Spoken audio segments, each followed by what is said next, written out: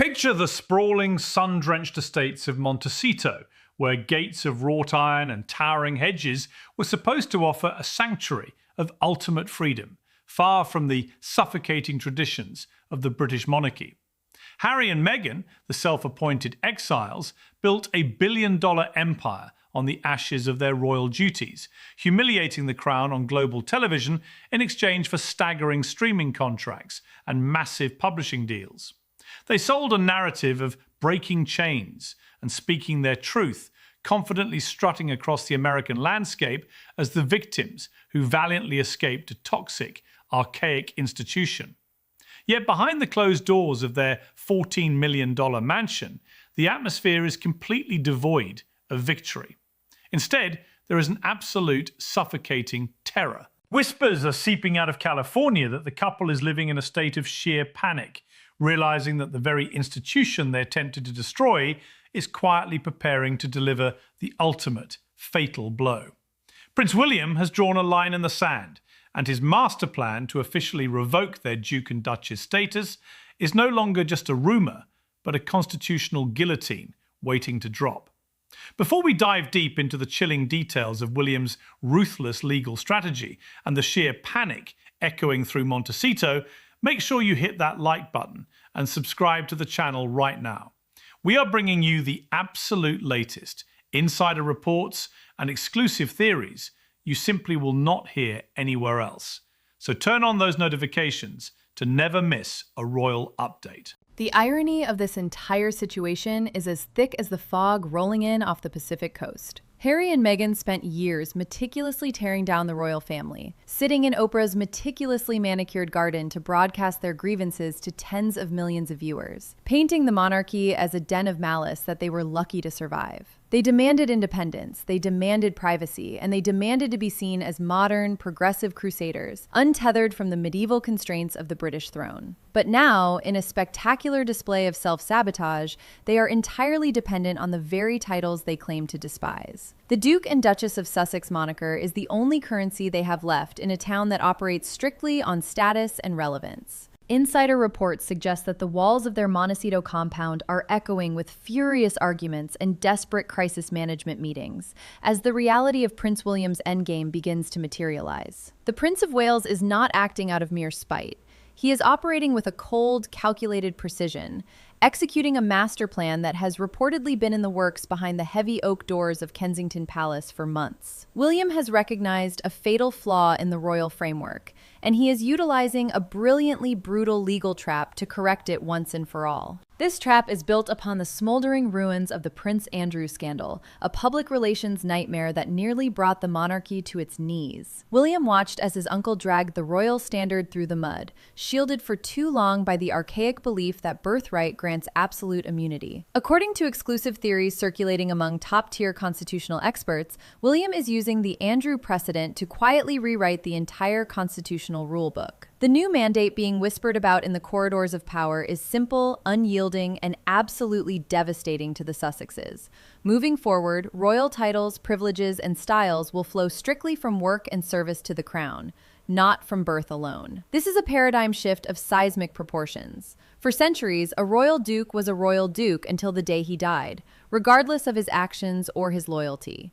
But William, looking toward the future of a modernized, streamlined monarchy, is reportedly demanding that the letters patent be fundamentally altered. Reports state that secret dossiers have already been compiled by Crown lawyers, detailing exactly how the monarch can strip dormant, non-working royals of their styles without requiring an arduous act of parliament. The trap has been set, and Harry and Meghan have walked right into it, blinded by their own arrogance and their unshakable belief that they were untouchable. The credibility dilemma they now face is a labyrinth of their own making, a double bind that exposes the hollow core of their entire brand. Meghan claims she does not care about the toxic institution across the Atlantic, yet she brazenly uses her His Royal Highness adjacency to hustle Hollywood executives and market her failing lifestyle products. Picture the sleek, glass-walled boardrooms of Los Angeles, where Meghan reportedly insists on being introduced as the Duchess of Sussex, while pitching jars of artisanal jam and luxury dog biscuits. It is a staggering contradiction that has not gone unnoticed by the ruthless power players of the entertainment industry. Exclusive insiders claim that behind her back, agency executives and media moguls are openly laughing at the sheer hypocrisy of a woman who built her modern feminist brand on escaping the patriarchy of the monarchy, only to desperately cling to a patriarchal, aristocratic title to sell household goods. The reports paint a picture of a brand in a terrifying death spiral. American Riviera Orchard was supposed to be a billion-dollar lifestyle empire, a triumphant middle finger to the palace that told her she could not commercialize her royal status. But without the glittering aura of the British crown, without the unspoken threat of royal power behind her, she is just another celebrity influencer swimming in a saturated market. The Hollywood elite are incredibly fickle, and their interest was entirely predicated on the Sussexes' proximity to the throne. If William successfully strips that proximity away, the royal fairy dust vanishes, leaving behind nothing but a failed experiment in royal merchandising. The stakes are escalating at a terrifying velocity, moving far beyond mere public embarrassment into the realm of total financial and professional ruin. Under William's proposed new model, those who refuse to serve as full-time working royals will not just lose the prestige of a title, they will be stripped of their styles, entirely cut off from any theoretical state funding, and permanently banned from utilizing subsidized royal housing. The insider reports suggest that William is pushing for a complete and total severance. This means forcing Harry and Meghan to live purely as private citizens, Mr. and Mrs. Mountbatten Windsor, a terrifying prospect for a couple carrying massive mortgages, exorbitant private security costs, and a sprawling staff payroll. Their entire financial house of cards is built on the expectation of future royal-adjacent content. Netflix, Spotify, and major publishing houses did not pay hundreds of millions of dollars for the thoughts of a regular California couple. They paid for the Duke and Duchess, the rogue royals who could dish the dirt on the most famous family on Earth. Exclusive theories indicate that top executives at their streaming partners have inserted aggressive morality and status clauses into their remaining contracts. If the titles are officially revoked by the king under William's guidance, these corporations could reportedly trigger exit clauses, arguing that the Sussexes are no longer the entity they signed. The panic in Montecito is not just about pride. It is about cold, hard cash, and the terrifying realization that the well of royal secrets has completely dried up. The concrete example of this impending doom is not just theoretical. It is playing out right now in the court of public opinion, and the public is actively cheering for the guillotine to fall. High-profile commentators, political figures, and even former staunch defenders of the couple are now loudly demanding that Harry, Meghan, Archie, and Lilibet be entirely removed from the line of succession and stripped of all royal identifiers. Reports state that public polling data, secretly commissioned by the palace, shows overwhelming, unprecedented support for William's ruthless approach. The British public, battered by years of economic strife, has lost all patience for a couple living in Californian luxury while lobbing grenades at the institution that represents their national identity. The knockout blow is the realization that the Sussexes have entirely lost the narrative. They can no longer play the victim card effectively because the public has seen behind the curtain. Exclusive insiders suggest that Kensington Palace is acutely aware of this shift in public sentiment, viewing it as the perfect political cover to execute the title-stripping maneuver. William knows he has the backing of the people, turning what could have been a controversial family feud into a highly popular, decisive act of leadership. This is a masterful display of power, proving that the Prince of Wales is not the passive heir they thought they could bully, but a formidable future king willing to sever the rotting branches of his own family tree to protect the trunk. The sheer, unadulterated arrogance that brought them to this precipice is a character study in spectacular self-destruction. For years, the prevailing strategy within the walls of their Californian fortress was predicated on a single fatal miscalculation: the absolute, unwavering belief that King Charles's inherent sentimental weakness would act as an impenetrable shield, protecting them from any real, lasting consequences. They fundamentally misunderstood the machinery of the crown and the shifting tides of power within it. Harry and Meghan viewed the king merely as a guilt-ridden father, a man who could be perpetually manipulated by the agonizing specter of his estranged, exiled son and the grandchildren he is never permitted to see. They assumed that Charles, terrified of being remembered as the monarch who formally banished his own flesh and blood, would simply look the other way while they dragged the family crest through the mud of reality television and sensationalist memoirs. But insider reports now reveal a chilling shift in the dynamic at Buckingham Palace. Prince William has effectively staged a soft constitutional coup regarding the Sussex problem. William, possessing a ruthlessness his father lacks, has reportedly marched into the king's private study and laid bare the catastrophic long-term damage of appeasing Montecito.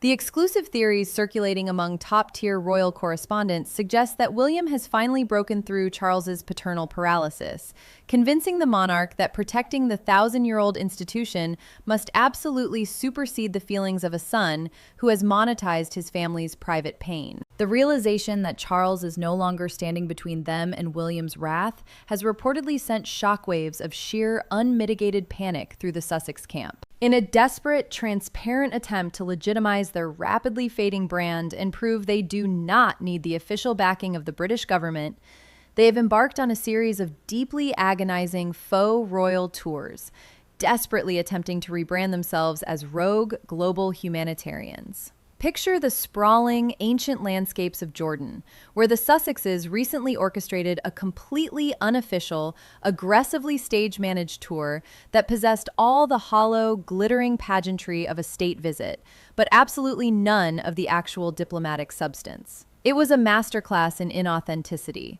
They demanded the motorcades, they demanded the heavily armed security details, and they demanded the deferential photo opportunities with local dignitaries, all while strictly operating as private commercial citizens. But instead of cementing their status as powerful, independent philanthropists, these fake royal tours have achieved the exact opposite. They have brilliantly highlighted their pathetic, desperate need for royal adjacency. Insider reports suggest that true diplomatic circles and actual heads of state are quietly rolling their eyes at these expensive charades, viewing them as deeply inappropriate and diplomatically confusing. When actual working royals visit a nation, they bring the full weight, history, and economic backing of the United Kingdom. When Harry and Meghan arrive, they bring nothing but a Netflix camera crew and an insatiable appetite for favorable lighting. The failed emotional appeal of these tours is staggering. The public sees right through the curated smiles and the expensive designer wardrobes, recognizing that these trips are not about humanitarian aid, but about generating marketable content to feed a commercial machine that is running dangerously low on fuel. This brings us directly to the profound, inescapable thematic hypocrisy that forms the black hole at the very center of the Sussex enterprise. It is a moral contradiction so glaring, so fundamentally absurd, that it has entirely alienated the global public and severed whatever remaining goodwill they possessed. You simply cannot dedicate your life to attempting to dismantle, discredit, and destroy the very institution that elevated you, while simultaneously demanding to retain its ancient titles for your own personal, staggering financial gain. The reports emanating from Hollywood talent agencies suggest that even the most cynical public relations executives are absolutely baffled by this strategy. Harry and Meghan sat under the blinding lights of global television, explicitly labeling the British monarchy as an inherently toxic, structurally racist, and emotionally abusive prison that nearly cost them their lives. Yet, the absolute second a commercial contract is placed on the table, they aggressively demand to be addressed by the very titles bestowed upon them by that same abusive institution. It is a level of cognitive dissonance that borders on the delusional. They want the glittering prestige of the crown without carrying an ounce of the suffocating weight. They want the global deference of royalty without performing a single act of actual, boring, unglamorous public service. William's master plan is specifically designed to exploit this exact hypocrisy. By forcing the issue, William is backing them into a corner. If the institution is as horrifying as they claim, then they should be utterly relieved to be permanently stripped of their titles. If they fight to keep the Duke and Duchess moniker, as exclusive theory suggests they are frantically preparing to do, they will be forced to publicly admit that their entire anti-royal crusade was nothing more than a highly lucrative, entirely fabricated performance. The atmosphere inside their Montecito mansion is reportedly toxic, with the terrifying realization that their Hollywood allies are recognizing this hypocrisy and quietly backing away into the shadows. Picture the sprawling, meticulously decorated living rooms of their $14 million estate, shrouded in the darkness of the Californian night, where the silence is only broken by frantic late-night phone calls to crisis management firms in Los Angeles and high-priced libel lawyers in London. The insider reports paint a portrait of a couple deeply isolated, entirely severed from the protective infrastructure of the palace, and now realizing that the American elite are equally unforgiving. The Hollywood elite operate on a strict hierarchy of relevance and power. When the Sussexes first arrived, they were treated like conquering heroes, draped in the glittering mystique of the British throne. But the novelty has drastically worn off. The exclusive theories circulating among industry veterans suggest that without the royal titles, Harry and Meghan offer absolutely nothing that 100 other Los Angeles influencers cannot provide for a fraction of the cost and zero of the drama. If William successfully drops the constitutional guillotine and strips the titles, the Sussexes will immediately plummet from global royalty to reality television D-listers. This is the escalating nightmare that is keeping them awake at night. They are no longer fighting for their reputations. They are fighting for their basic commercial survival. Adding to the overwhelming sense of dread is the terrifying reality check that William's master plan is not some unprecedented rogue legal maneuver. It has a perfect, proven blueprint that has already been executed flawlessly across the European continent. The reports suggest that William has spent the last year meticulously studying the brutal, highly effective restructuring implemented by the monarchies of Denmark and Sweden. Picture the cold, pristine palaces of Copenhagen, where Queen Margrethe ruthlessly and unapologetically stripped 4 of her grandchildren of their princely titles, permanently demoting them to mere counts and countesses. She did not ask for permission. She did not consult public relations experts. She simply recognized that a bloated, sprawling monarchy is a dead monarchy, and she amputated the non-working branches to save the tree. The Danish royal family faced momentary backlash, but the public ultimately respected the cold, hard logic of the decision. Similarly, the King of Sweden abruptly removed 5 of his grandchildren from the royal house, stripping them of their Royal Highness status to drastically shrink the taxpayer burden. Exclusive theories suggest that Prince William has weaponized these exact European precedents in his private meetings with King Charles and constitutional advisors. He is reportedly arguing that if the revered, highly popular monarchs of Scandinavia can successfully strip titles from grandchildren who have done absolutely nothing wrong, then the British monarchy can certainly strip titles from a rogue, exiled couple who have spent 3 years actively trying to burn the institution to the ground. This is the ultimate isolation for Harry and Meghan. They can no longer claim that they are the victims of a uniquely vindictive, uniquely racist British press, or a uniquely cruel British royal family. The insider reports indicate that William is framing this entirely as a standard, modernizing, pan-European royal procedure. It is a brilliant, entirely bulletproof public relations strategy. By pointing to Denmark and Sweden, William completely neutralizes Meghan's inevitable, highly orchestrated claims of personal victimization.